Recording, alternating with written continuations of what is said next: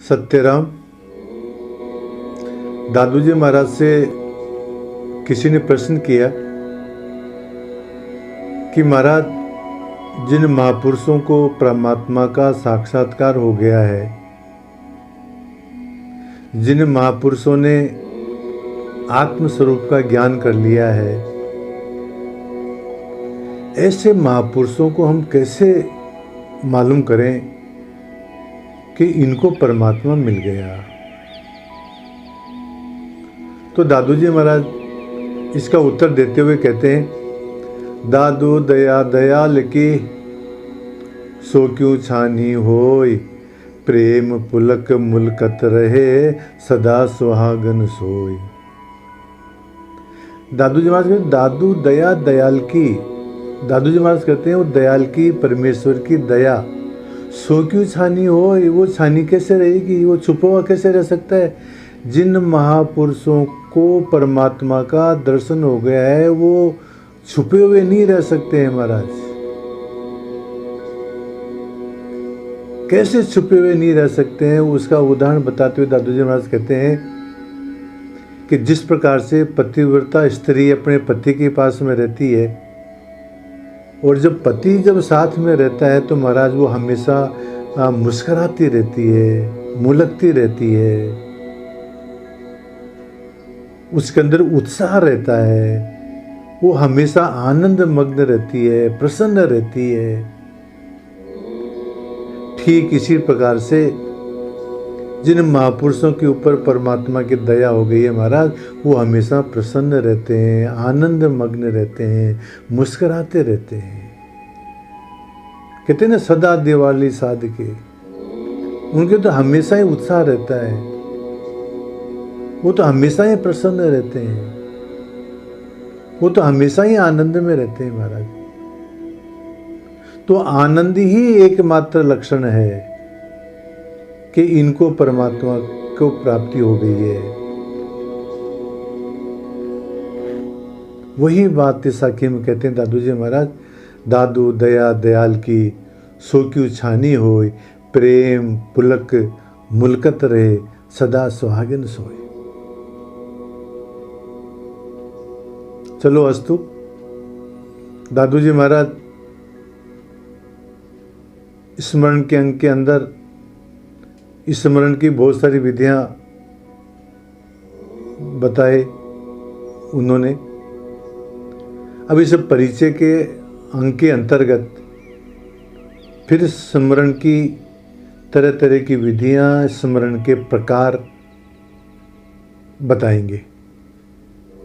तो स्मरण के प्रकार कैसे होते हैं, कितने प्रकार का स्मरण होता है, इस बात को दादू जी महाराज बता रहे हैं।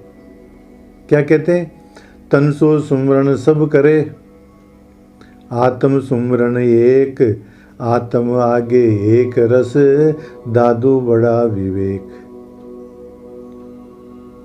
इसमें स्मरण के प्रकार बता रहे हैं दादू जी महाराज। क्या कहते हैं, तन सो सुमरण सब करे। हाथ में माला लेकर के जोर जोर से राम राम का उच्चारण करके, इस प्रकार का स्मरण तो सारी दुनिया ही करती है।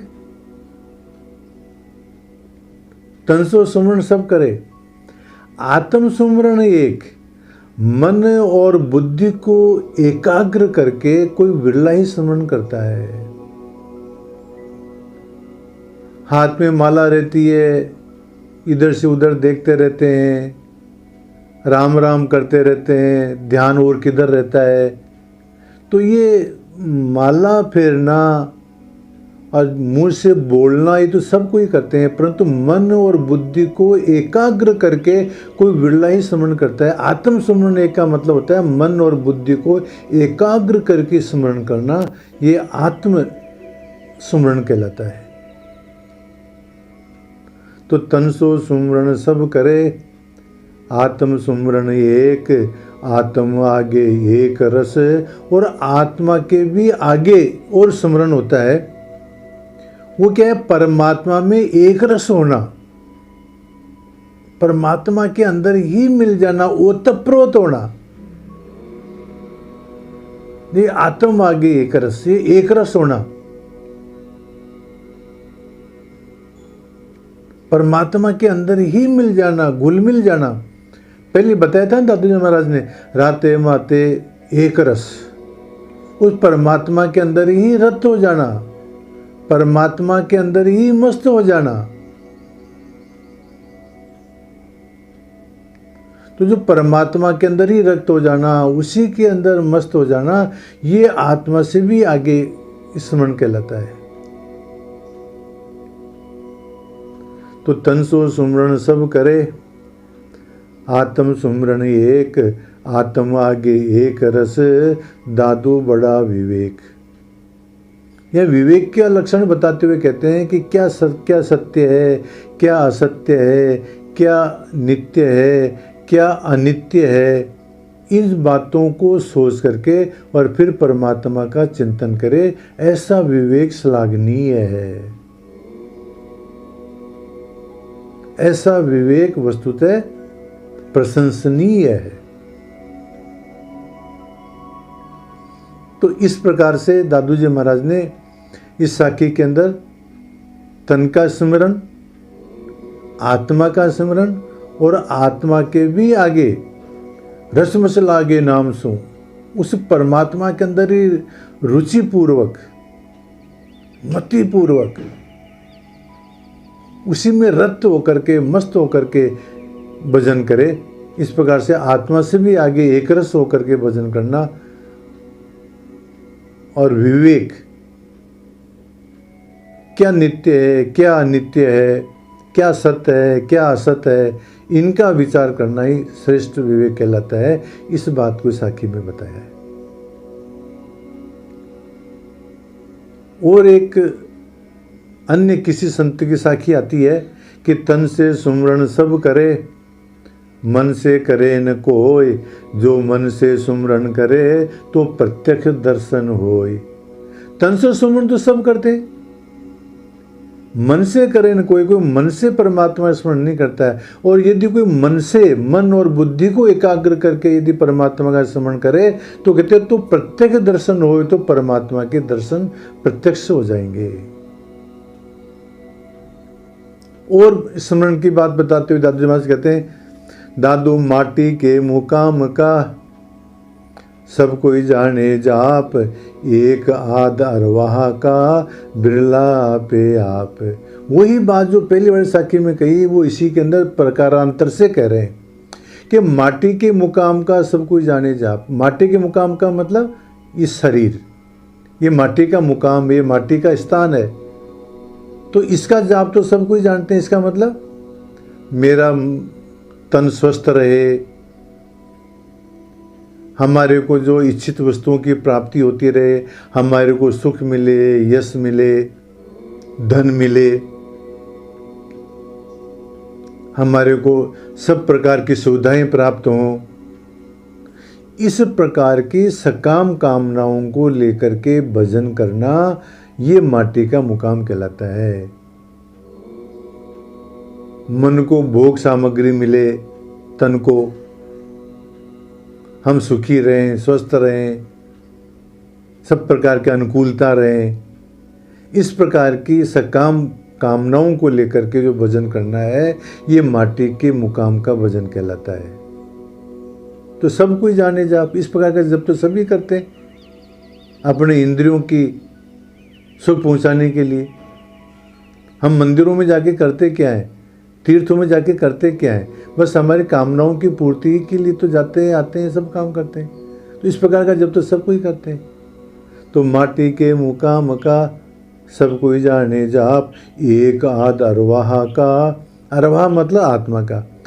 आत्मा को परमात्मा से मिलने योग्य स्मरण, आत्मा का परमात्मा से मिलन हो जाए, इस प्रकार का निष्काम भजन तो एक आध अरवाह का, कोई एक आदि आदमी करता है कि आत्मा का परमात्मा से मिलन हो जाए, हमारे को अपने स्वरूप का ज्ञान हो जाए, हमारे को अपने स्वरूप की प्राप्ति हो जाए, हमारे को परमात्मा के स्वरूप का मालूम पड़ जाए। इस प्रकार की भावना को लेकर के तो भजन एक आध अरवाह का कोई कोई करता है महाराज।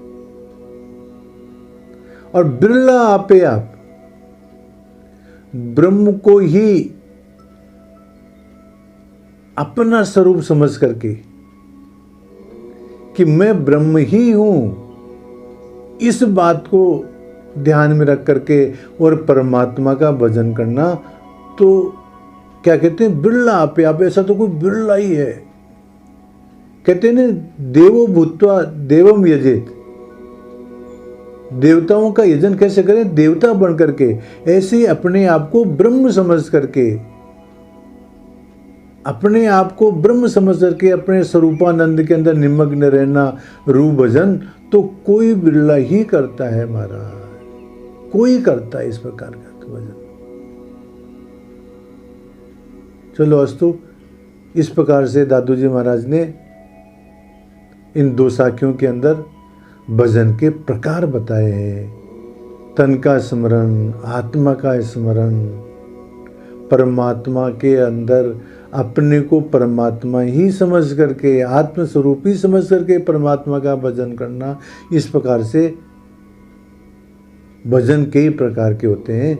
ये बात दादू जी महाराज ने इन साखियों में बताई है। सत्य राम।